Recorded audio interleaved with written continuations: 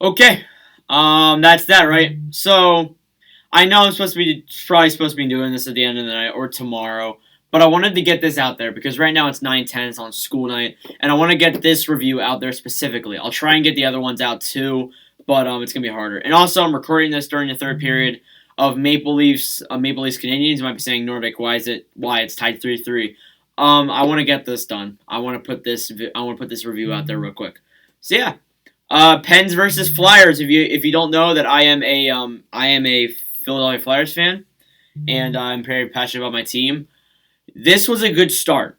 This was a very exciting start when I look at it. I think everyone played well in every area. So you start off with they salute the frontline workers. They thank them all for that. They bring in a frontline worker. They salute him, do the national anthems, all that good stuff, and then they get into the game. So starting off early in the first period, the Flyers started up the offense and were putting pucks deep. They were putting pucks deep just like they did in the playoffs.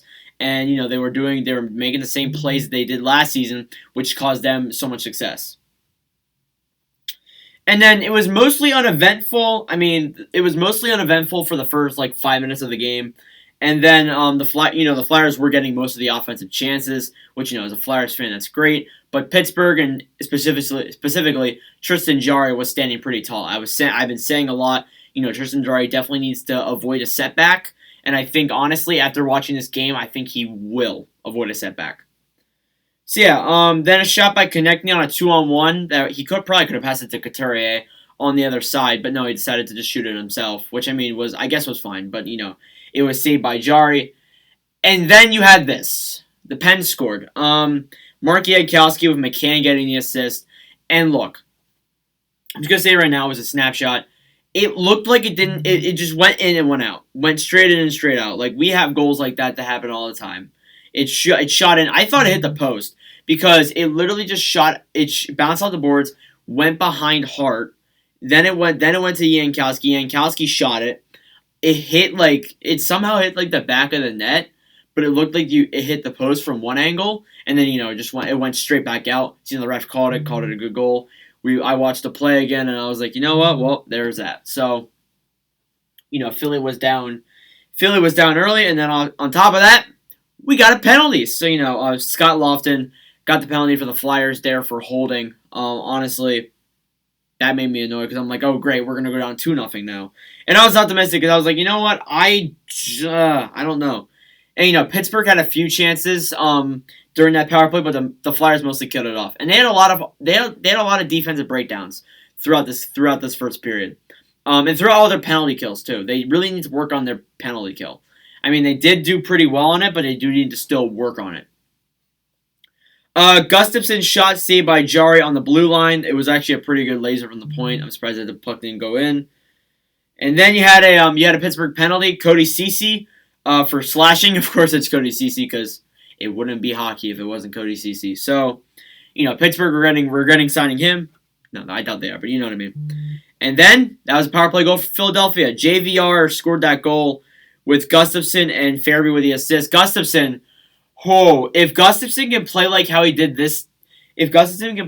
did tonight every game, I think Philadelphia got a very underrated defender. Gustafson was second star today. I think had 3 points, maybe 2 if I'm not mistaken.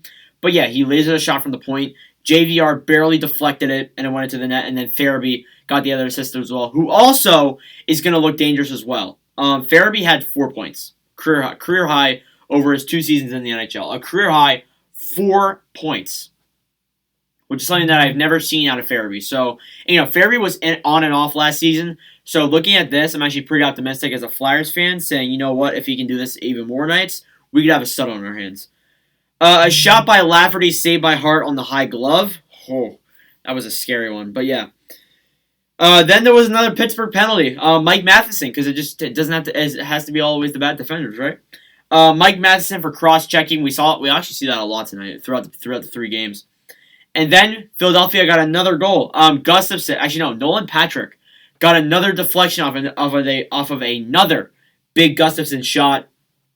Farabee's second assist of the game. Gustafson's second as well.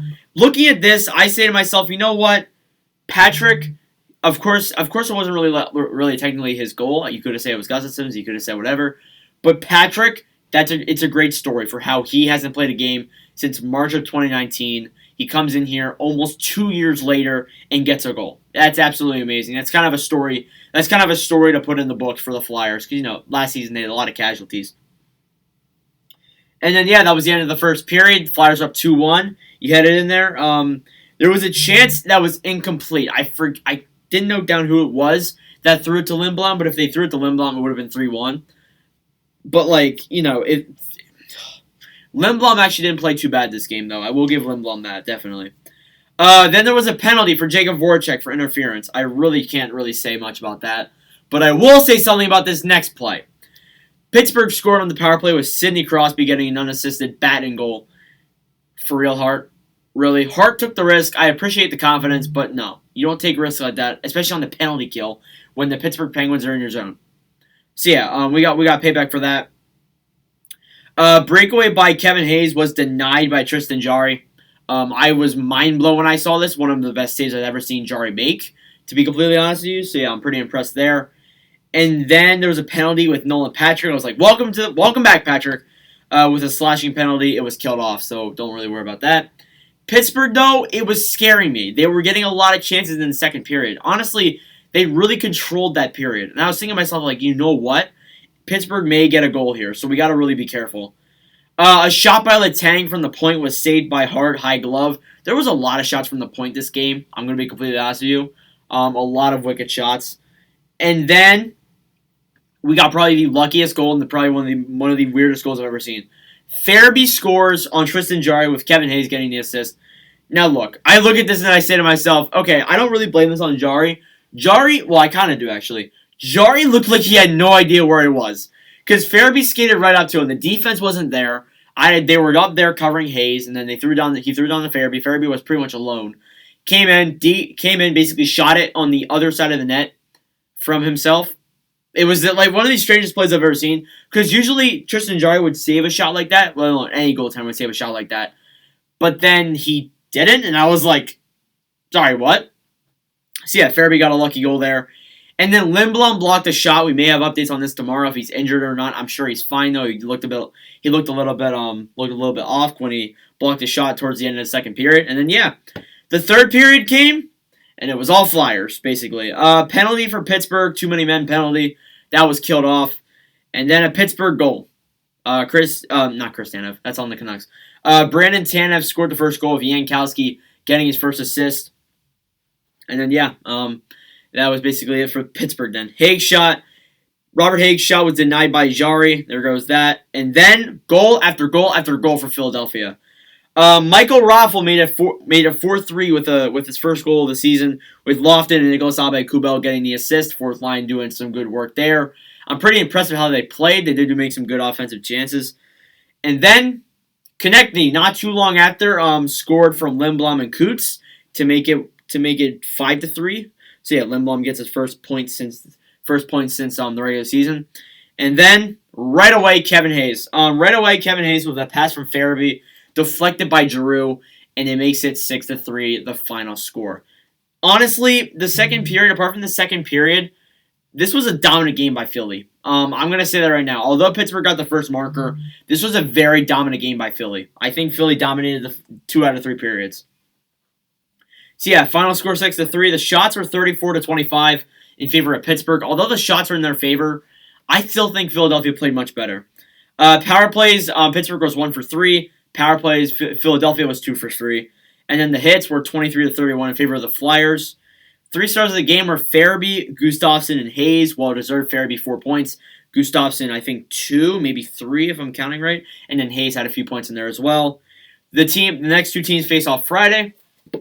And that's your game review. So, summary off of that, I think that was a great game by Philadelphia. Pittsburgh did put up some hard plays. I think Pittsburgh definitely did put up a fight, but I think it was very dominant by Philadelphia for the most part of this game.